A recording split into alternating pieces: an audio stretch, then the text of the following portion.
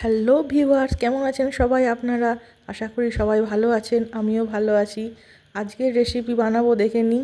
জনপ্রিয় রান্না বাঙালিদের ঝিঙে আলু পোস্ত।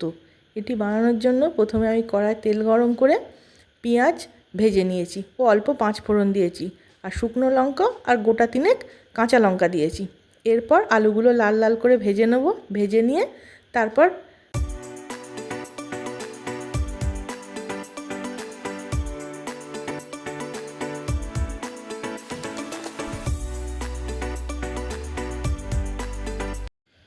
কেটে রাখা ঝিঙেগুলো ওর মধ্যে অ্যাড করব।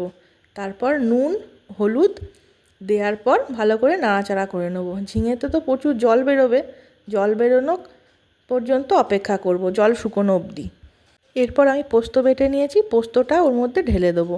ঢেলে দিয়ে নাড়াচাড়া করে নেব। তারপর ফুটতে দেবো। এবার ঝিঙের জল শুকিয়ে এসেছে।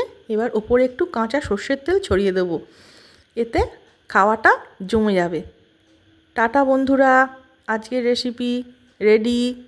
কমেন্ট শেয়ার করবে।